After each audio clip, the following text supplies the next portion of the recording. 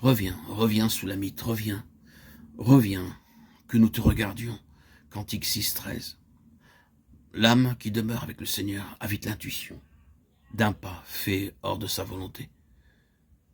Mais comprendre sa faute, c'est pour elle retourner aussitôt en arrière, sans l'ombre d'une hésitation. Ceci entraîne une confession de péché, suivie du pardon qui lui est accordé par le sang précieux de Christ.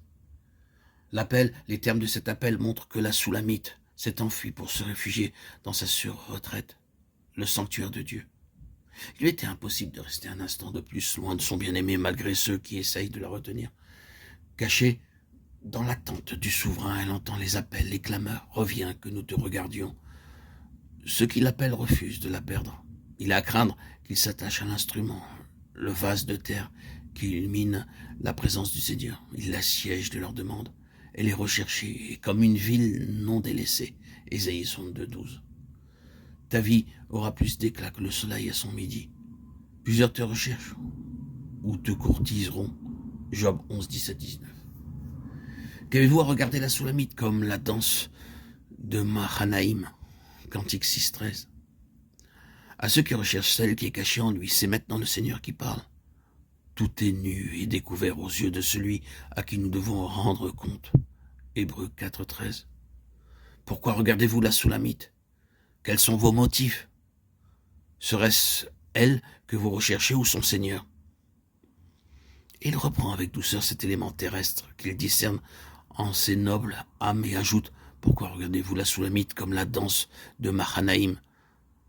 Sa parole est vivante et efficace, pénétrante jusqu'à partager l'âme de l'esprit. Elle juge les sentiments et les pensées du cœur. Hébreux 4, 1, 2. Ce désir de regarder la Soulamite n'est évidemment pas dépourvu d'éléments terrestres. Elle leur plaît. Elle est agréable. Ils aiment à l'entendre. Mahanaïm signifie deux légions. Jacob donne ce nom à l'endroit où Dieu l'a rencontré. Genèse 32, 1, 2. Pourquoi regardez-vous à la Soulamite comme à la rencontre de deux légions d'anges? Le bien-aimé a peut-être discerné que ces chrétiens ont vu en la Soulamite au-delà de ce qui est écrit. Saint Paul refuse de parler de la gloire des révélations dont il a été l'objet. Afin que personne n'ait de moi, dit-il, une opinion supérieure à ce qu'il voit, un pécheur sauvé par grâce. 2 Corinthiens 12, 6. Nous sommes son ouvrage, ayant été créés en Jésus-Christ pour de bonnes œuvres que Dieu a préparées d'avance, afin que nous les pratiquions. Éphésiens 2, 10.